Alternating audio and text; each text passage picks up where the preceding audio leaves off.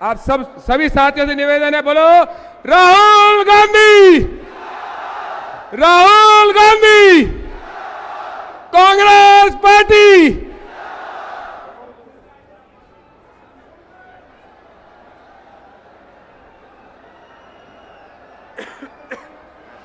किसी बुलवाने की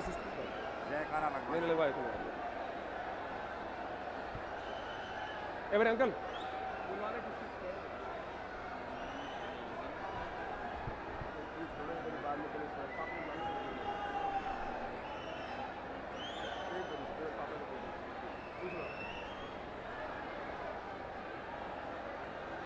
हमारे समक्ष हमारे देश के सबसे बड़े योद्धा कांग्रेस पार्टी की, जिनने आवाज, आम जन की आवाज, युवाओं की आवाज, बुजुर्गों की आवाज और हमारे हर छत्तीस बिरादरी के हर एक वर्ग की आवाज पूरे देश में जिसने उठाने का काम करा है, वो हमारे समक्ष आ चुके हैं। आदरणीय राहुल गांधी जी हमारे साथ, हमारे कांग्रेस पार्टी के general secretary incharge KC. Venugopal ji भी हमारे समक्ष हैं। हमारे साथ हमारे हरियाणा के पूर्व मुख्यमंत्री और हमारे कांग्रेस पार्टी के वर्तमान के नेता प्रतिपक्ष और कांग्रेस पार्टी की आवाज की बुलंदी लेते हुए चौधरी भूपेंद्र सिंह हुड्डा जी भी आपके बीच में आ चुके हैं। आप सभी साथियों से चाहता हूं बहुत बढ़िया उनका स्वागत करिए। साथियों,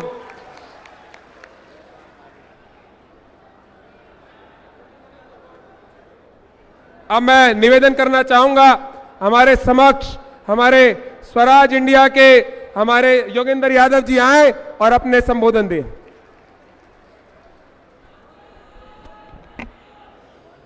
आदरणीय राहुल गांधी जी, माननीय हुड्डा साहब, माननीय वेणुगोपाल जी, मंच पर उपस्थित इस इलाके के चारों उम्मीदवार, मंच पर उपस्थित तमाम गणमान्य नेता और इस इलाके से आए हुए तमाम मेरे बहनों और भाइयों,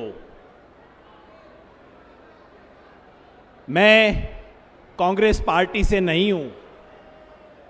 यहां के साथी बताएंगे, हमने कई बार कांग्रेस का विरोध भी किया है, लेकिन आज मैं कांग्रेस का वोट मांगने के लिए क्यों आया हूं आपके बीच? इसलिए कि आज इस देश में और हरियाणा प्रदेश में झूठ की सरकार है, लूट की सरकार है और फूट की सरकार है। इस सरकार को उखाड़ फेंकने के लिए, निवेदन करने के लिए आपके यहां का बच्चा, यहां रेवाड़ी के पास सहारणवास गांव का बच्चा आपके सामने हाथ जोड़ के खड़ा हूं। राहुल जी, ये जो तीनों समस्याएं हैं उसका बहुत बड़ा शिकार है ये दक्षिण हरियाणा। झूठ का शिकार इसलिए है कि यहीं रेवाड़ी से नरेंद्र मोदी जी ने अपना प्रधानमंत्री बनने का सिलसिला शुरू किया था। कहा था इस इलाके के सेनानियों को मैं ये दूंगा, वो दूंगा, और दिया क्या? अग्निवीर की स्कीम दी। 20 साल की नौकरी को खत्म करके ठेके की 4 साल की नौकरी दी और इस इलाके में 1,500-2 हजार भर्तियां हर साल होती थीं, उसको घटा के 400-500 कर दिया। इसलिए ये झूठ की सरकार है। आपके बीच इसलिए हूं कि राहुल गांधी और कांग्रेस पार्टी ने वायदा किया है कि अग्निवीर स्कीम को खत्म करेंगे, प्रॉपर भर्ती शुरू करेंगे। इस लूट का शिकार भी ये दक्षिण हरियाणा है। ये कोई धान का प्रदेश नहीं है, ये बाजरा का, सरसों का और थोड़ा गेहूं का प्रदेश है। किसानों को कभी फसल का दाम मिल जाता है, कभी नहीं मिलता। सही बात है ना? और बीजेपी से कहो किसान को दाम दो, कहते हैं हां दे देंगे, भीख की तरह देंगे, कभी कभी देंगे। मैं यहां पे इसलिए हूं कि राहुल गांधी और कांग्रेस पार्टी कहती है कि हम किसानों को एमएसपी की गारंटी, कानूनी गारंटी देंगे, लिख के गारंटी देंगे, इसलिए यहां हूं। और तीसरी बात, फूट सबसे खतरनाक। झूठ और लूट का तो फिर भी मुकाबला हो जाता है, लेकिन जो भाई भाई को लड़ाए उसका कोई मुकाबला नहीं है। हरियाणा में इन्होंने सिर्फ हिंदू मुसलमान का खेल नहीं खेला, 35-1 का खेल खेला है। हमारे इलाके में इसका असर भी है।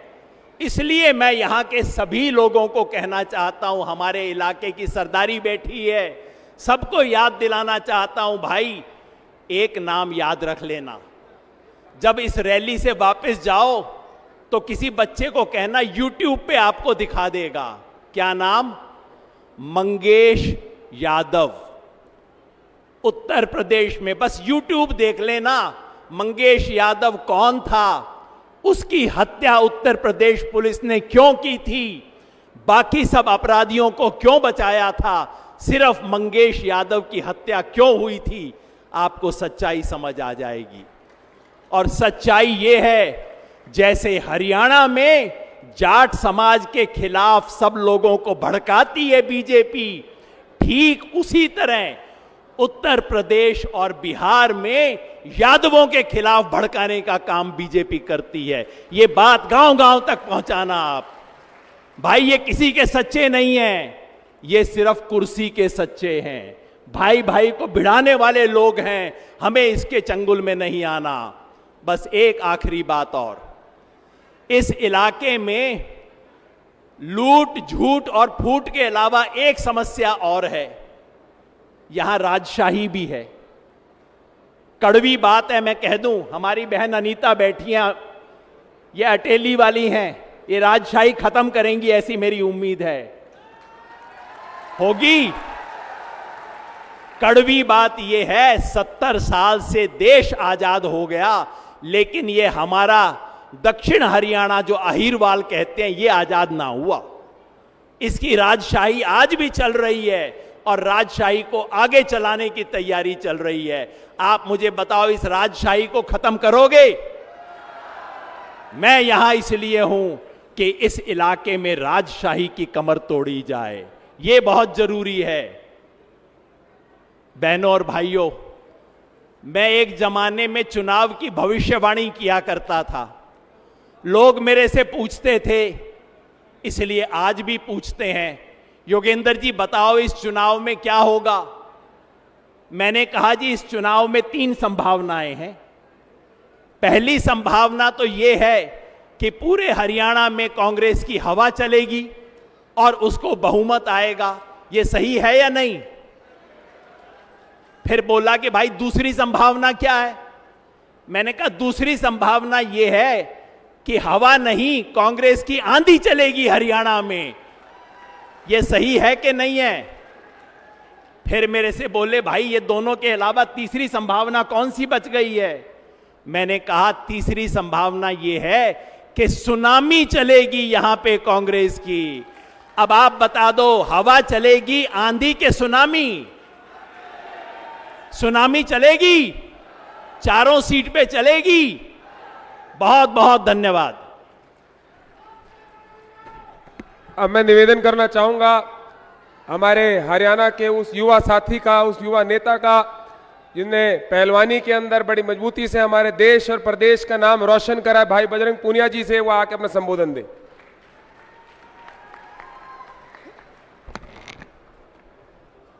सबसे पहले तो मैं एक नारा लगवाऊंगा, आपने पूरा जोर से हमारे नेता राहुल गांधी जी को दिखाना कि हरियाणा में कांग्रेस की लहर है, हम सब इनके साथ हैं। श्री राहुल गांधी, श्री राहुल गांधी। आदरणीय हमारे नेता, आप सबके नेता श्री राहुल गांधी जी, पूर्व मुख्यमंत्री चौधरी भूपेंद्र सिंह हुड्डा जी, केसी वेणुगोपाल जी, सम्मानित मंच जितने हमारे यहाँ से प्रत्याशी है, मैं सबको शुभकामनाएं देता हूँ। और जनता का इतना प्यार मिल रहा है, मुझे लगता है कि एक महेंद्रगढ़ नहीं, पूरे हरियाणा में कांग्रेस जो पिछले 10 साल में बीजेपी ने जो अत्याचार कर रही है उसका हिसाब चुकता करने का समय आ गया। और कांग्रेस पार्टी के साथ पूरा हरियाणा कांग्रेस के रंग में रंग गया है। रंग गया है ना? हाथ आगे बता दो, रंग गया है ना? तो मैं देखो खिलाड़ी हूँ, देश के लिए भी खेला हूँ। अभी हमारे नेता राहुल गांधी जी पूरे देश में पहले भारत जोड़ो यात्रा निकाली, अभी भारत जोड़ो न्याय यात्रा निकाली कि हम एक साथ कैसे सभी लोगों को जोड़ सकते हैं, क्योंकि ये मोहब्बत की दुकान को लेके चल रही है। हमें सब जगह मोहब्बत से रहना है, ना कि नफरत से, जो बीजेपी नफरत फैला रही है। तो हम भी खिलाड़ी होने के नाते, जब खिलाड़ी थे तब हमारे ऊपर आरोप लगाया कि भाई आप लोग राजनीति कर रहे हो, लेकिन अभी जब हम राहुल गांधी जी को हमने देखा कि भाई ये पूरे देश में एक मोहब्बत की दुकान खोलने के लिए आगे बढ़ रहे हैं, तो हम भी इनके साथ खड़े हो गए कि भाई हम भी आपके साथ कंधे से कंधा मिला के आपका साथ देना चाहते हैं। इसलिए हम कांग्रेस पार्टी हमने ज्वाइन करी है। मैं अपने आप को भाग्यशाली मानता हूं कि हम देश को जोड़ने वालों के साथ हैं, देश को तोड़ने वालों के साथ नहीं है। एक बार आप 5 तारीख को आप दिखा दो कि पूरी हरियाणा की जो जनता है वो कांग्रेस पार्टी के साथ है, राहुल गांधी जी के साथ है। एक बार फिर से आपका बहुत बहुत धन्यवाद। जय हिंद, जय भारत।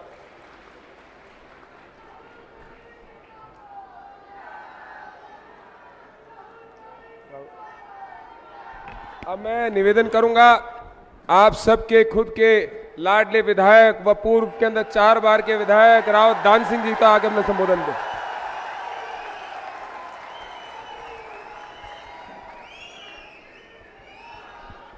प्रजातंत्र का मसीहा कहूं या संविधान का रक्षक, जन जन का नायक कहूं या 36 बिरादरी के नेता, हिंदुस्तान के निडर योद्धा, नेता प्रतिपक्ष भारतीय सरकार परम आदरणीय राहुल गांधी जी, हमारे यहाँ पधारे हुए परम आदरणीय केसी वेणुगोपाल जी, हरियाणा के यशस्वी मुख्यमंत्री रहे और आज लीडर ऑफ अपोजिशन, किसानों के मसीहा परम आदरणीय चौधरी भूपेंद्र सिंह हुड्डा जी, राजस्थान के सीएलपी लीडर भाई टीकाराम जूली जी, झुंझुनू से सांसद भाई विजेंद्र ओड़ा जी और हमारे विधायक भाई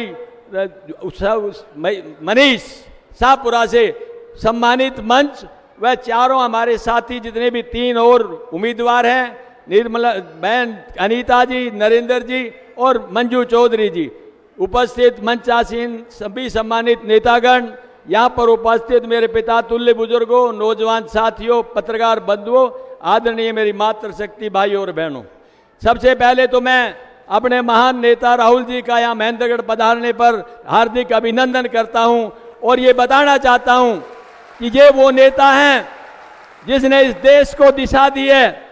दुनिया भाजपा के सरकार के अंदर इस तरह से निरुत्साहित हो चुकी थी, ये सिर्फ राहुल गांधी जी थे जिन्होंने भारत जोड़ो का शुभारंभ किया और ईस्ट से वेस्ट और नॉर्थ से साउथ तक एक अलग जगह करके एक नई रोशनी पैदा की और आज उनको 400 पार के नारे से 240 पे ले जाके टिका दिया। दोस्तों, ऐसे नेता की जरूरत है जिन्होंने सब कुछ कुर्बान किया है। ये उस ऐतिहासिक पार्टी से संबंध रखते हैं जिसने एक नेता नहीं 2 नेताओं को देश के नाम कुर्बान किया है और अपने खून के इतिहास से इतिहास लिखा है। आज वो हमारे बीच पधारे हैं। भारतीय जनता पार्टी की एक एक कड़ी, एक एक चीज इनके सामने रखी हुई है। हरियाणा के अंदर जो लोग सोचते थे कि हम सत्ता स्थापित कर देंगे, राहुल जी के आने से और चौधरी भूपेंद्र सिंह हुड्डा जी के आने से एक आंधी और तूफान थी, वो सुनामी बन के रच रही है। 100% यहाँ पर कांग्रेस की सरकार बनने जा रही है। मैं तो यही निवेदन करूंगा दोस्तों, ये मान सम्मान, ये हिम्मत, हौसला और ये जज्बा और ये उत्साह आपको 5 तारीख तक बना करके रखना है ताकि हरियाणा के अंदर कांग्रेस की सरकार बने और आदरणीय राहुल जी के नेतृत्व के अंदर इस प्रदेश की एक सरकार और बन करके हिंदुस्तान की बाकी सरकारों का रास्ता साफ करें। आने वाले समय के अंदर महाराष्ट्र और झारखंड के अंदर भी इसी सुनामी के साथ काम चलेगा, फिर भारत की सरकार भी अपने जलवे पे गिर जाएगी।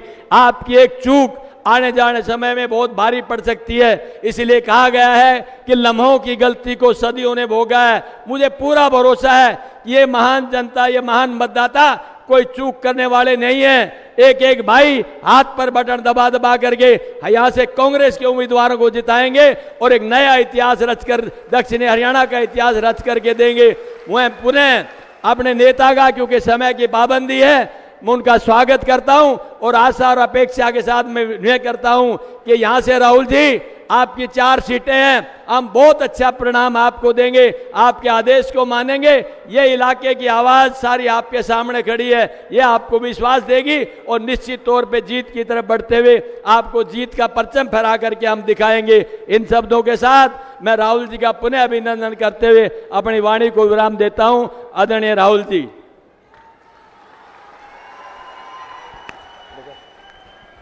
अब हमारे समक्ष हमारे हरियाणा के पूर्व मुख्यमंत्री और वर्तमान के नेता प्रतिपक्ष आदरणीय चौधरी भूपेंद्र सिंह हुड्डा जी से निवेदन करूंगा, एक बार आकर अपने संबोधन दें।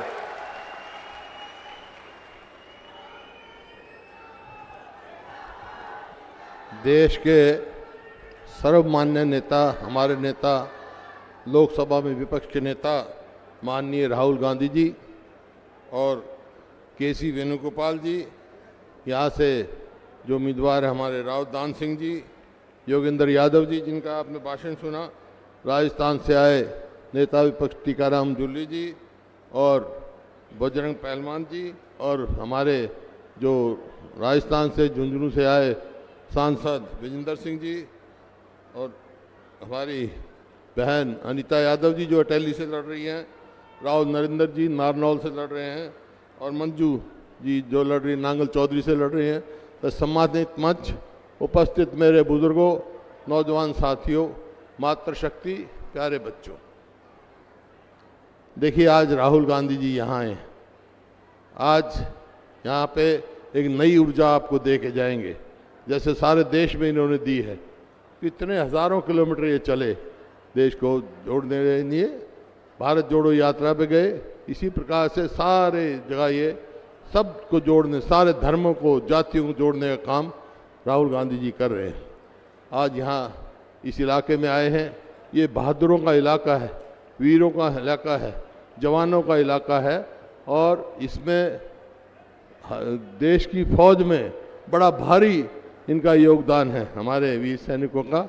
वैसे तो हरियाणा की पॉपुलेशन 2% है, लेकिन हर 10वां फौजी हरियाणा से है, और उनमें ज़्यादातर यहाँ से हैं, इस इलाके से हैं। फौज में बड़ी बहादुरी उन्हें करते हैं।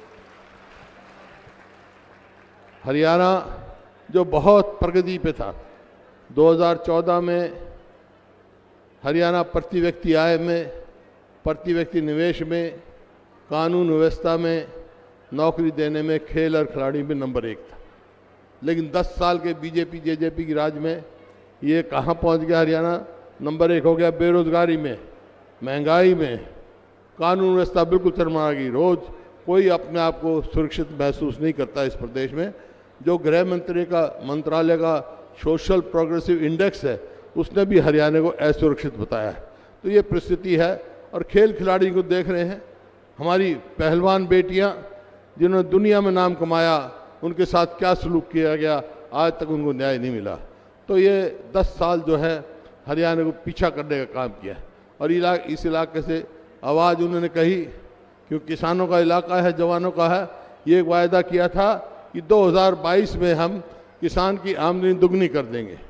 भाई आप बताओ, किसान की आमदनी दुगनी होगी क्या? नहीं हुई। लेकिन लागत कई गुना बढ़ गई। याद कर लो 2014 में डीजल का क्या भाव था, खाद का क्या भाव था, और कीटनाशक दवाइयों का क्या भाव था। आज ये भाव देखो। तो आज सब राहुल जी आपकी ओर देख रहे हैं, पूरे हरियाणा आपके, और कांग्रेस की तरफ एक लहर चल रही है कांग्रेस के पक्ष में। आप यहाँ आ जाए हैं, मैं आपको विश्वास दिला सकता हूँ कि इस इलाके में, भाई हमने तो, कांग्रेस की सरकार ने तो यहाँ सेंट्रल यूनिवर्सिटी बनाई पाली गांव में।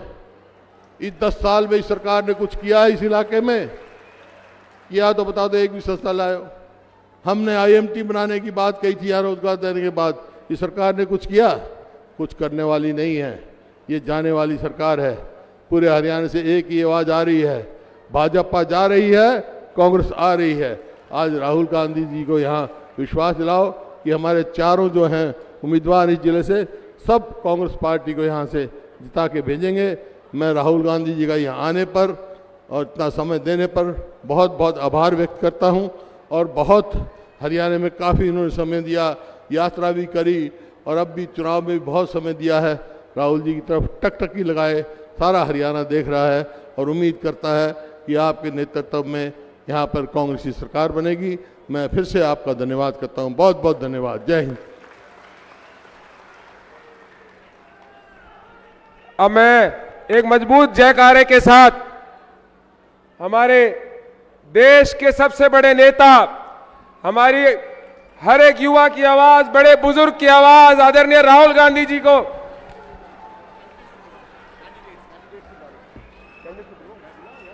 मैं सभी कैंडिडेट्स को चाहूंगा एक बार आगे जाके आए।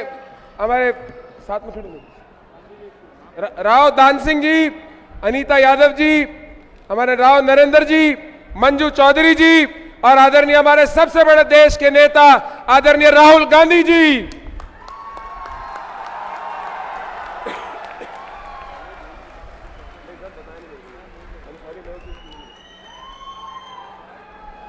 बोलो राहुल गांधी।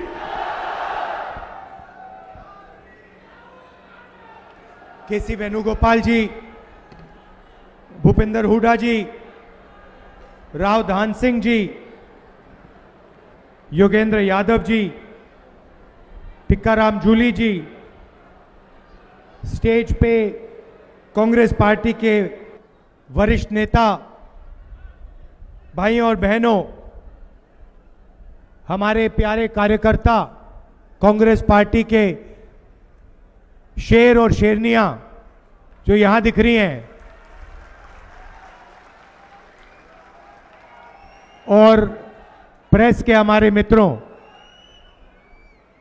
आप सबका यहां बहुत बहुत स्वागत, नमस्कार। मूड आपका कैसा है?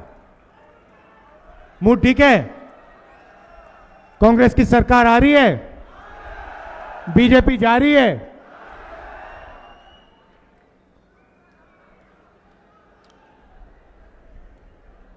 ये जो लड़ाई चल रही है, ये विचारधारा की लड़ाई है। चुनाव हो रहे हैं, अभी लोकसभा का एक बड़ा चुनाव हुआ, बड़ा युद्ध हुआ, और अभी ये छोटा हरियाणा में उसी विचारधारा का एक युद्ध हो रहा है। एक तरफ कांग्रेस पार्टी, दूसरी तरफ बीजेपी, आरएसएस। हम कहते हैं कि हिंदुस्तान को संविधान से चलाना चाहिए।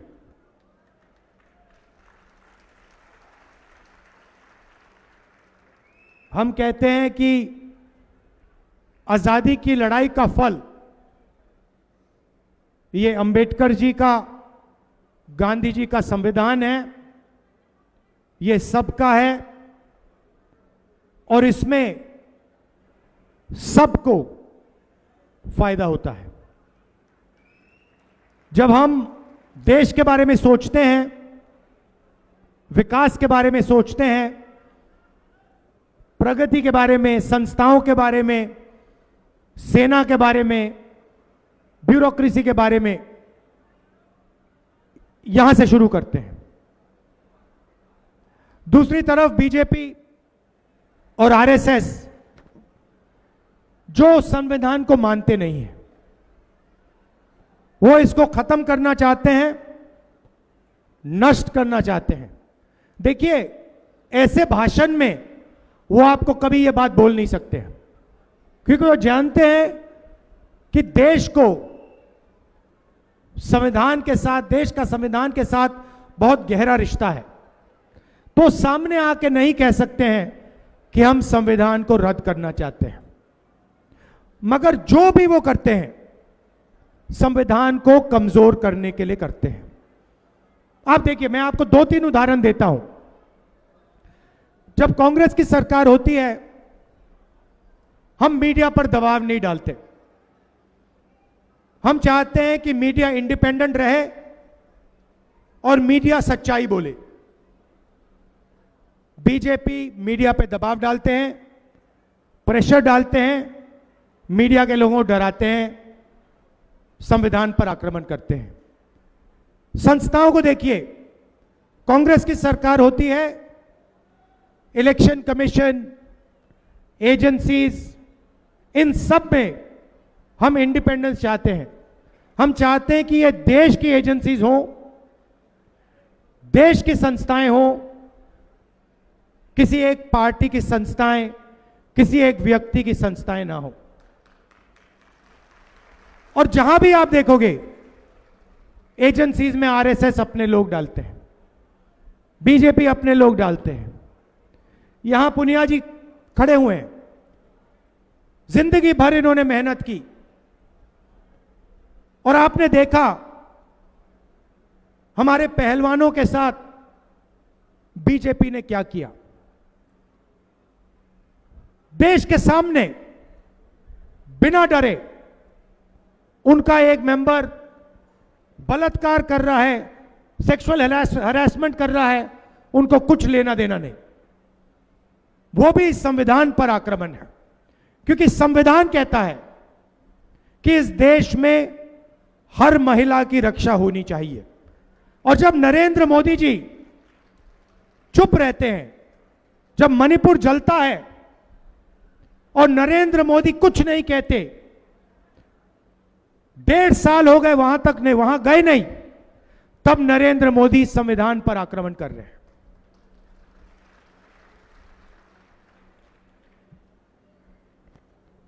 पहले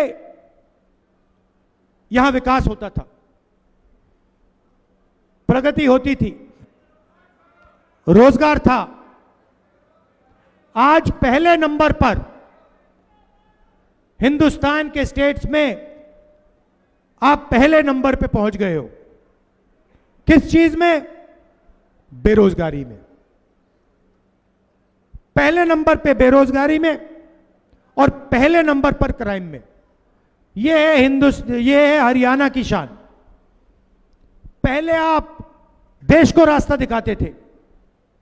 मुझे याद है, लोग मेरे पास आते थे, कहते थे हरियाणा में जो प्रगति हो रही है हम वो ही चाहते हैं। आज कोई नहीं कहता, आज कोई नहीं कहता। आज सारे के सारे लोग तेलंगाना, कर्नाटका की बात करते हैं। यह बदलना है। कुछ दिन पहले मैं अमेरिका गया। अमेरिका में आपके युवाओं ने, हरियाणा के युवाओं ने मुझे फोन किया। मेरे ऑफिस को फोन करते हैं, कहते हैं राहुल जी हम हरियाणा के हैं, आप डैलस आ रहे हो, टेक्सास में एक शहर है डैलस आ रहे हो, हम आपसे मिलना चाहते हैं। मैंने कहा ठीक है, मगर आप मिलने हमारे घर आइए, हम आपके यहां नहीं जाएंगे, आप हमारे घर आइए। ठीक है। डैलस में मैं गया, हरियाणा के 20-25 युवाओं से मिला। छोटे से कमरे में रहते हैं, छोटे से कमरे में 25-30 लोग एक साथ, खाना सब एक साथ पकाते हैं। एक लड़के का एक्सीडेंट हो गया, पेट में चोट लगी, छाती में चोट लगी, चल नहीं पाता है। दूसरा लड़का मुझे कहता है राहुल जी रात को यहां पे हमें लोग आके पीटते हैं। मैंने कहा आप लोग हरियाणा से क्यों गए? कहते हैं हरियाणा में रोजगार नहीं है, हरियाणा में हमारा भविष्य नहीं है, इसलिए हम अमेरिका गए, भाग के गए।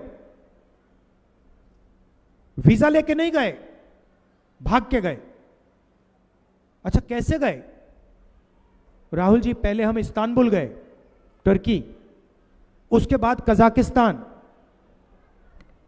उसके बाद साउथ अमेरिका, ग्वाटेमाला। पता नहीं आपको मालूम है, कुछ ही दिन पहले 6 युवाओं को ग्वाटेमाला में गोली मारकर उनकी हत्या की गई। ग्वाटेमाला, इक्वाडोर, पनामा, और फिर पनामा के जंगलों में से निकलकर हम अमेरिका आए। राहुल जी हमने अपने मित्रों को अपनी आंखों के सामने मरते हुए देखा है, डूबते हुए देखा है। हमारी आंखों के सामने जंगल में माफिया के लोगों ने हमारे दोस्तों को गोली मारी। अच्छा भाई बताओ, अमेरिका जाने में कितना पैसा लगा? कहते हैं राहुल जी 35 लाख से 50 लाख रुपए लगे। मैंने सवाल पूछा कि भाई अगर 35 लाख रुपए आपने अमेरिका जाने में खर्च कर दिए,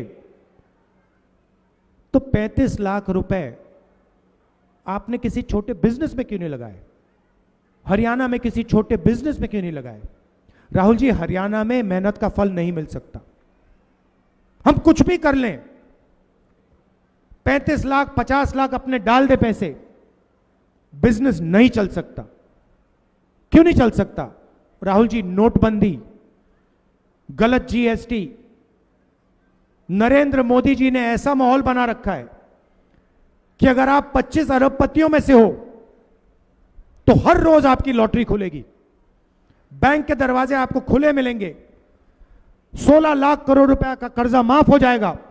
मगर अगर आप छोटा बिजनेस चलाते हो, अगर आप किसान हो, अगर आप मजदूर हो, बेरोजगार युवा हो, तो आपको जितनी मेहनत करनी है कर लो, उस मेहनत का आपको फल हरियाणा में नहीं मिल सकता। हरियाणा को दलाल चलाते हैं, हरियाणा को जो मेहनत करते हैं वो नहीं चलाते हैं। राहुल जी, 35 लाख 50 लाख रुपए जमीन बेचकर, कर्जा लेकर, उन्होंने कहा, मैंने पूछा कर्जा लिया, बैंक से लिया? राहुल जी, क्या मजाक कर रहे हो? बैंक से हमारे जैसे लोग पैसा नहीं ले सकते, हमने साहूकार से लिया। किस रेट पे लिया? 2% हर महीने, 24%। कोई भी बिजनेस खत्म हो जाए इस रेट पे। मैं आपसे पूछना चाहता हूं, जब किसान कर्जा लेता है उसका कर्जा कभी माफ नहीं होता। ये जो हरियाणा से गए 20-25 हजार युवा, इनका 1 रुपया कर्जा माफ नहीं होता है। और नरेंद्र मोदी जी ने स्वयं 16 लाख करोड़ रुपए अदानी जैसे लोगों का कर्जा माफ किया है। क्या आप ऐसा हिंदुस्तान चाहते हो जिसमें आप देखते रहो किसान को एमएसपी ना मिले, प्राइवेट अस्पताल में लाखों रुपए का आप इलाज कराओ? मैं आपको उदाहरण देता हूं, परसों की बात है, परसों रात की 11 बजे की बात है, मेरे फोन पे मैसेज आता है,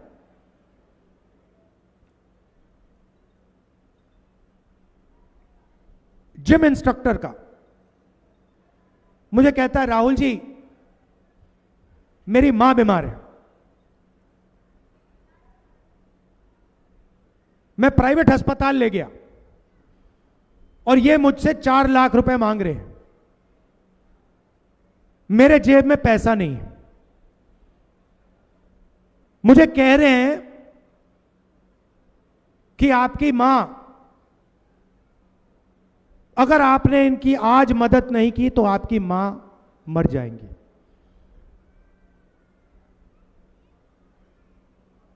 आप मेरी मदद कीजिए। मैंने कहा कैसे करूं? किसी सरकारी अस्पताल में मेरी मां के लिए आप बेड का, पलंग का इंतजाम कीजिए। मैंने अपने ऑफिस से सरकारी अस्पताल में उसकी मां के लिए जगह ली। सरकारी अस्पताल में उसकी मां का इलाज होता है। अगले दिन मुझे फोन करता है, कहता है राहुल जी प्राइवेट अस्पताल में वो स्टेंट लगवा रहे थे, प्राइवेट अस्पताल में वो ऑपरेशन करा रहे थे, 4 लाख रुपए मुझसे लेने की कोशिश कर रहे थे। राहुल जी सरकारी अस्पताल ने बताया कोई स्टेंट की जरूरत नहीं, कोई ऑपरेशन की जरूरत नहीं।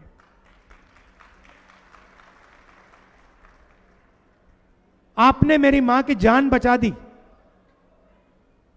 सरकारी अस्पताल ने मेरी मां की जान बचा दी।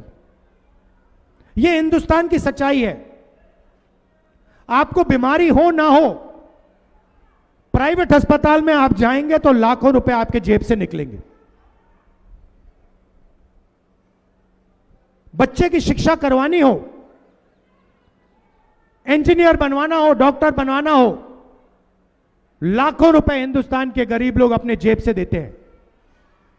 किसान अपनी मेहनत का पैसा देता है, मजदूर देते हैं, और उसके बाद पता लगता है हरियाणा में बेरोजगारी है, डिग्री का कोई मतलब ही नहीं है, सर्टिफिकेट का कोई मतलब ही नहीं, शिक्षा का कोई मतलब ही नहीं। 10-15 साल बाद पता लगा कि लाखों रुपए प्राइवेट अस्पताल को पकड़ा दिए, लाखों रुपए private school, private college, private university को पकड़ा दिए, और हाथ में कुछ मिला नहीं। यह है नरेंद्र मोदी जी का मॉडल, बीजेपी का मॉडल। कुछ दिन पहले भाषण चल रहे थे, ऐसे ही भाषण चल रहे थे, हुड्डा जी ने भाषण दिया, मेरी बहन भी थी प्रियंका ने भी भाषण दिया, और वहां सब कह रहे थे कि सबकी इज्जत होनी चाहिए, सबकी रिस्पेक्ट होनी चाहिए। मैं सुन रहा था और मैंने कहा हां, इज्जत तो होनी चाहिए। और मोदी जी 24 घंटा इज्जत की बात करते हैं कि भैया इसकी इज्जत की, उसकी इज्जत की, मगर मैंने सोचा कि भैया पैसे के बिना इज्जत का कोई मतलब नहीं है। अगर किसान का बेटा या मजदूर का बेटा भूखा मर रहा है और कोई उसकी जाके इज्जत करे, तो वो इज्जत खोखली है। तो मेरा एक लक्ष्य है, और मैं आपको साफ बता देता हूं, और ये जो मीडिया वाले हैं, अदानी वाले, अंबानी वाले, इनको ये बात अच्छी नहीं लगेगी।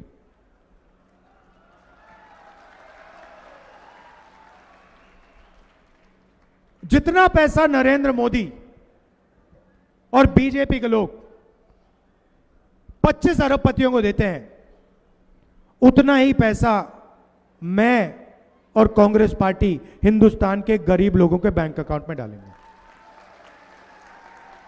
और भाई और बहनों, मैं रिकॉर्ड रख रहा हूं, मैं ऐसे बात नहीं कर रहा हूं, मैं गिनती कर रहा हूं।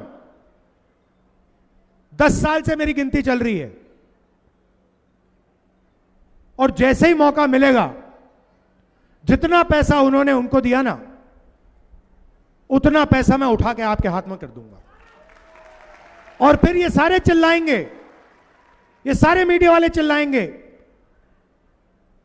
सारे टीवी वाले चिल्लाएंगे, ये देखो गरीबों की आदत खराब हो रही है, ये देखो राहुल गांधी ने गरीबों की आदत बिगाड़ दी, किसानों की आदत बिगाड़ दी, मजदूरों की आदत बिगाड़ दी। अरे भाई, अदानी अंबानी की आदत नहीं बिगड़ती क्या? उनके लाखों करोड़ रुपए माफ हो जाते हैं, उनकी आदत नहीं बिगड़ती, उनका विकास हो रहा है। और जब किसान का कर्जा माफ किया तो कहते भाई देखो आदत बिगाड़ दी। मनरेगा, मजदूरी करता है आदमी, प्रेस वाले लिखते हैं देखो गरीबों की आदत खराब हो रही है।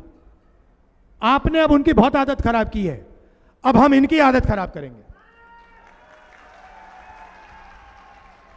मैं सिर्फ न्याय मांग रहा हूं। मेरा कहना है, अगर अंबानी का, अदानी का लोन माफ हो सकता है, तो फिर किसान का लोन माफ होगा।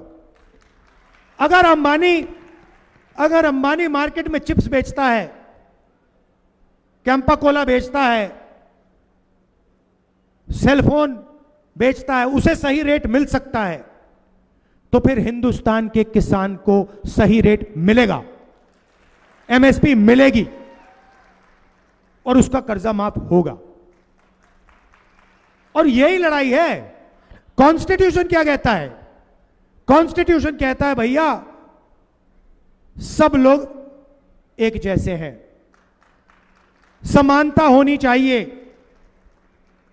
36 की 36 बरादरियों को एक जैसा फायदा मिलना चाहिए। कॉन्स्टिट्यूशन यह कहता है।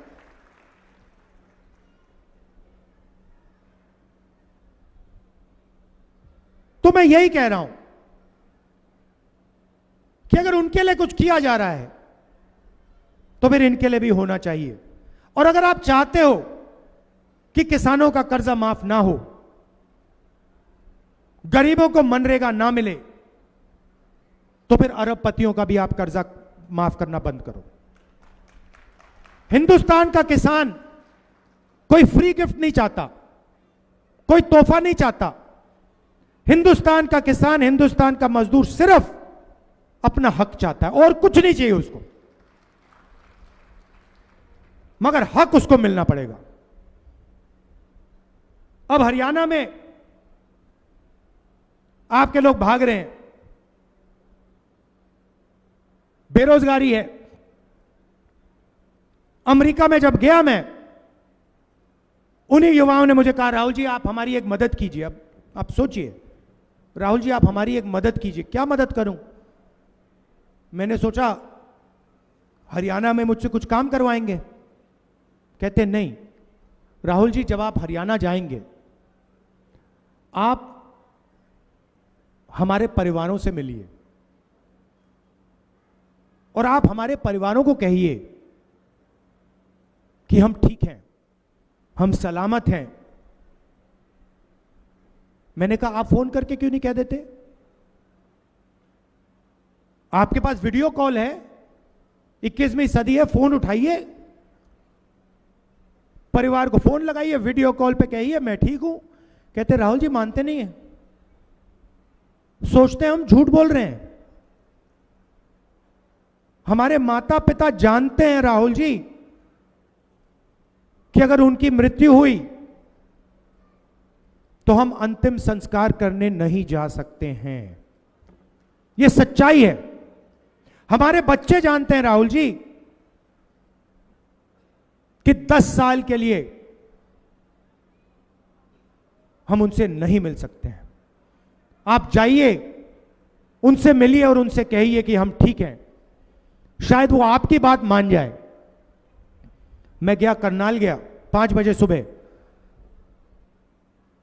21वीं सदी में गांव में कंप्यूटर लगा है, वीडियो कॉल चल रहा है, चारपाई पे हम यहां बैठे हैं। कौन? माता पिता और बच्चे।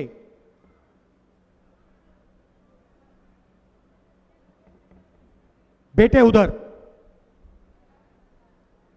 उनके बच्चे इधर, उनके माता पिता इधर और वो उधर, और बात चल रही है। मां कहती है राहुल जी मेरा बेटा वापस कब आएगा?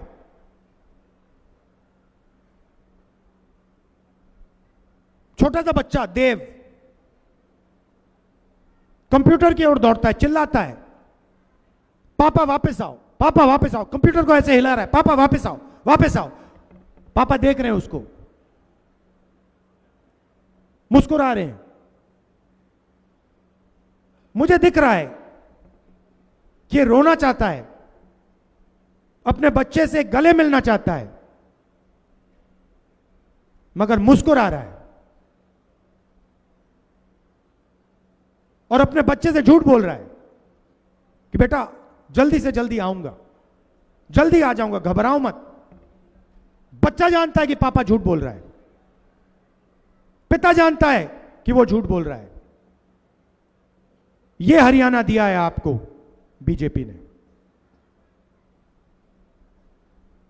बेटे को बाप से अलग कर दिया, मां से अलग कर दिया, और फिर देशभक्ति की बात करते हैं। पूरा हरियाणा जानता है कि हरियाणा में ड्रग्स फैल रहा है, आप सब जानते हो। पहले पंजाब में ड्रग्स हुआ करते थे। मैंने पंजाब में जाके कहा, अकाली दल के लोगों ने कहा राहुल गांधी ने क्या बात कर दी। फिर वहां की सच्चाई निकली और मुझे आज तक याद है, हमारी यहां सरकार थी और मैं पूछता था, हरियाणा के नेताओं से पूछता था, मुझे एक बात समझाइए, पंजाब में ड्रग्स आ गया मगर हरियाणा में क्यों नहीं आया? और ये कहते थे हरियाणा में ड्रग्स नहीं आ सकता है। ये कांग्रेस पार्टी ने किया है और आज हरियाणा में ड्रग्स फैलते जा रहे हैं। बेरोजगारी, नशा, यह बीजेपी की देन। और जब हजारों किलो हेरोइन जो आपके बच्चों को दिया जाएगा वो अदानी के मुद्रा पोर्ट में पकड़ा जाता है, तो नरेंद्र मोदी कोई कार्रवाई नहीं करते, हमारे मीडिया के मित्र कहीं नहीं दिखाते। अदानी हरियाणा के बच्चों का भविष्य नष्ट कर रहा है, इस प्रदेश का भविष्य नष्ट कर रहा है। हजारों किलो उसके पोर्ट में हेरोइन पकड़ा जाता है, नरेंद्र मोदी चुप रहते हैं, लंबे लंबे भाषण करते हैं, देशभक्ति के भाषण करते हैं, मगर जब उनके मित्र के पोर्ट में हेरोइन पकड़ा जाता है तो कोई कार्रवाई नहीं करते, कोई जेल नहीं जाता, भाषण में नहीं बोलते कि हां मुद्रा पोर्ट में हजारों किलो हेरोइन पकड़ा गया है, मैं कार्रवाई कर रहा हूं, मैं जेल में डाल रहा हूं। यह सच्चाई है। तो मैंने आपसे कहा कि आपके जेब में पैसा डालना है, सीधा जितना पैसा वो उनकी जेब में डाल रहे हैं उतना पैसा हम आपके जेब में डालने जा रहे हैं। और हरियाणा में छोटी सी शुरुआत करेंगे। यहां जो महिलाएं आई हैं, हां आपके बैंक अकाउंट में हरियाणा की सरकार आने के एकदम बाद आपके बैंक अकाउंट में महीने का 2000 रुपए अंदर जाएगा।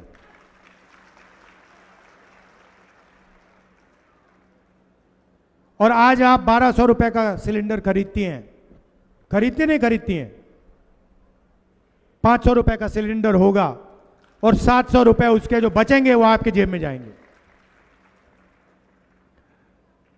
सामाजिक सुरक्षा, बीजेपी ने आपसे ओल्ड पेंशन स्कीम छीनी, हम आपको वो ओल्ड पेंशन स्कीम वापस देने जा रहे हैं। और 6000 रुपए हर महीने बुजुर्गों के पेंशन के लिए, विकलांगों के पेंशन के लिए हम देने जा रहे हैं, विधवाओं के पेंशन के लिए हम देने जा रहे हैं। 2 लाख सरकारी नौकरियां भरी नहीं गई हैं। अभी आपने जल्दी ताली बजा दी, अभी तो मैंने बात ही नहीं बोली। जो जरूरी बात है तो मैंने बोली भी नहीं, अभी आपने ताली बजा दी, क्योंकि आप समझ गए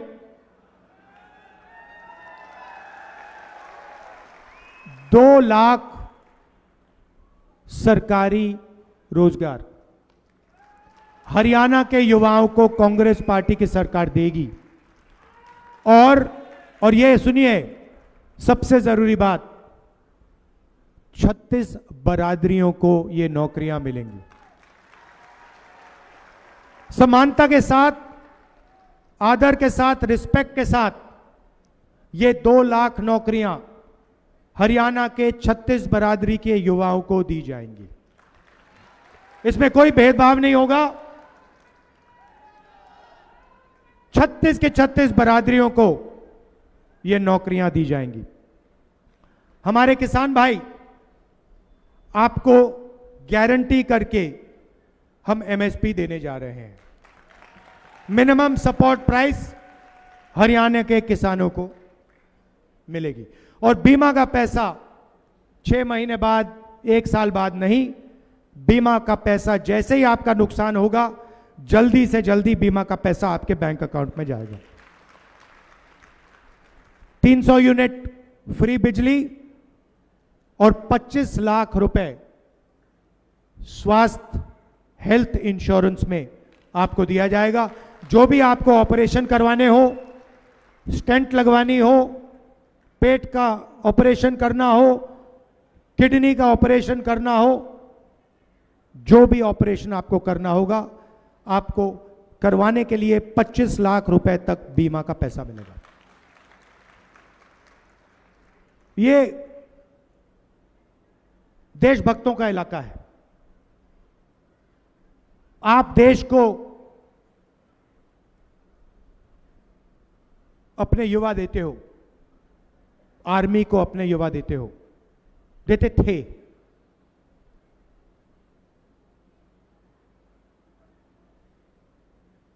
अगर आप अग्निवीर स्कीम को समझना चाहते हो, आज मैं आपको समझा देता हूं। नरेंद्र मोदी ने यह नाम दिया अग्निवीर। आप जानते हो अग्निवीर स्कीम का लक्ष्य क्या है? इसके दो लक्ष्य हैं। यह अच्छा नाम दिया है, लेबल दिया है अग्निवीर। इसका लक्ष्य जानते हो आप? कोई बता सकता है? कोई बता सकता है? इसके दो लक्ष्य हैं। सबसे पहला लक्ष्य, जो पैसा हमारे जवानों की ट्रेनिंग में जाता था, हमारे जवानों के पेंशन में जाता था, हमारे जवानों के परिवारों को कैंटीन दिलवाने में जाता था, और हमारे जवानों के कॉम्पनसेशन के लिए जब वो शहीद होते थे, कॉम्पनसेशन के लिए जाता था, ये उसको छीनने का तरीका है। आइडिया क्या है? 4 युवाओं को आर्मी में लो, 4 साल बाद 3 को भगा दो, एक को 4 में से एक को पेंशन मिलेगी, शहीद का दर्जा मिलेगा, कैंटीन मिलेगी, और 3 जवानों को इन्होंने मजदूर बना दिया है। 4 साल बाद 4 में से 3 बाहर निकल जाएंगे, और वो जो पैसा है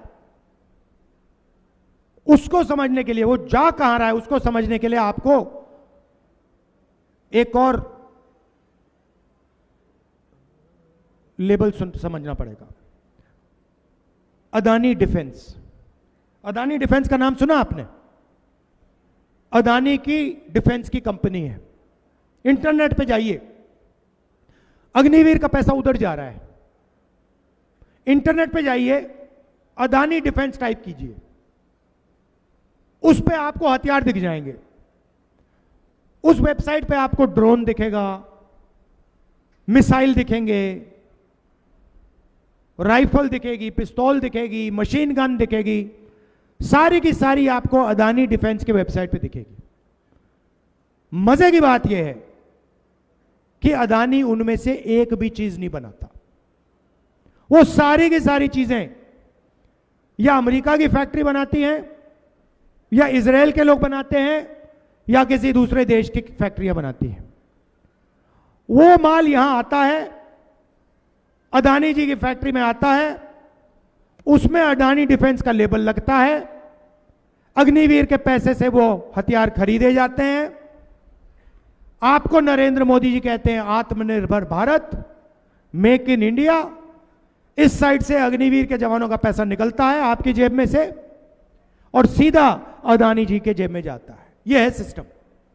आपको सिर्फ 2 नाम याद रखने हैं, अदानी डिफेंस और अग्निवीर। और पूरा का पूरा पैसा जो जवानों का पैसा था वो अग्निवीर से छीना जाता है और अदानी डिफेंस में डाला जाता है। मार्केटिंग उनकी अदानी जी करते हैं, मीडिया वाले करते हैं। मोदी जी आपको भाषण देते हैं, देशभक्ति का भाषण देंगे, आत्मनिर्भरता का भाषण देंगे, मेक इन इंडिया का भाषण देंगे। मेक इन इंडिया का मतलब अदानी डिफेंस, एक लेवल लगता है ऊपर से, वो मेक इन इंडिया हो जाता है, उसका डिफेंस का पूरा पैसा उधर चला जाता है। ये सच्चाई है और पूरा देश जानता ही है। तो चुनाव में यहां पर आप कांग्रेस पार्टी को पूरा समर्थन दीजिए।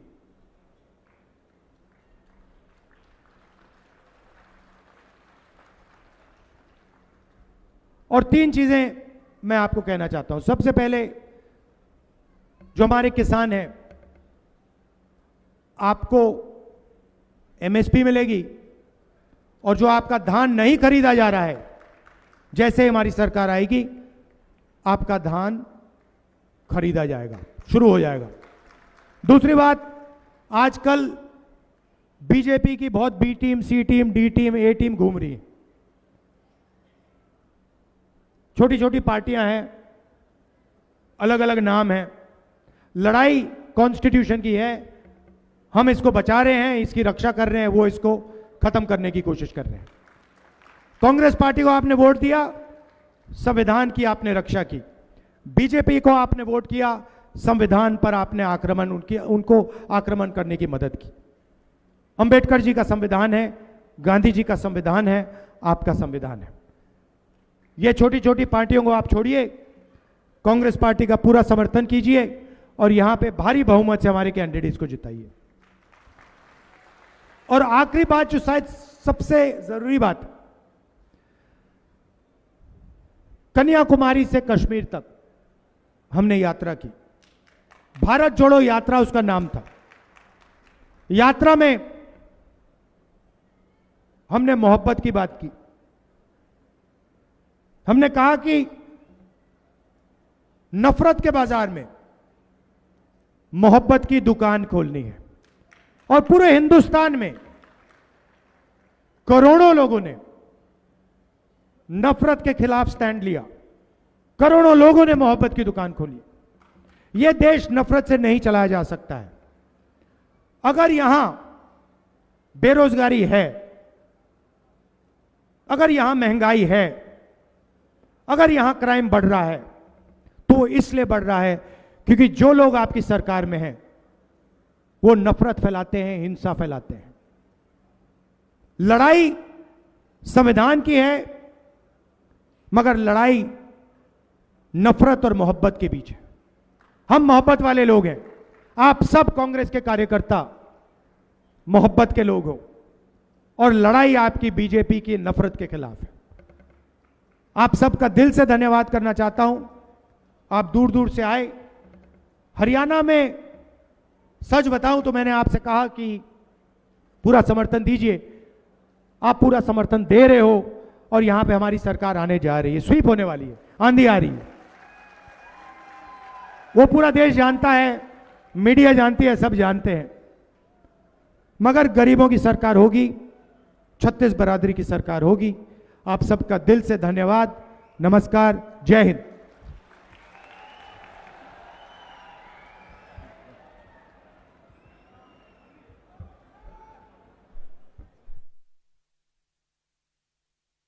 हेलो, मैं सब लोगों से आग्रह करूंगा 2 मिनट के लिए आप लोग रुके। हमारे बीच में पूर्व सांसद अशोक तंवर जी आज अपने घर में वापस आ गए हैं। आज उनकी घर वापसी हो रही है। राहुल गांधी जी उनका कांग्रेस परिवार के अंदर स्वागत कर रहे हैं। और आज का ऐतिहासिक दिन, महेंद्रगढ़ की ऐतिहासिक धरती इस चीज की गवाह बनी है, और ऐतिहासिक जीत आज से आपके यहां से हरियाणा के अंदर होगी। कांग्रेस आ रही है, बीजेपी जा रही है। और मैं 2 लाइनें राहुल जी के लिए कहना चाहूंगा कि दुआ करो, दुआ करो, सलामत रहे ये रोशनी हमारी। 1000 आंधियों पर है ये एक तूफान भारी। राहुल गांधी 1000 आंधियों पे भारी। बहुत बहुत धन्यवाद। राम राम साहब। आप सभी साथियों का बहुत बहुत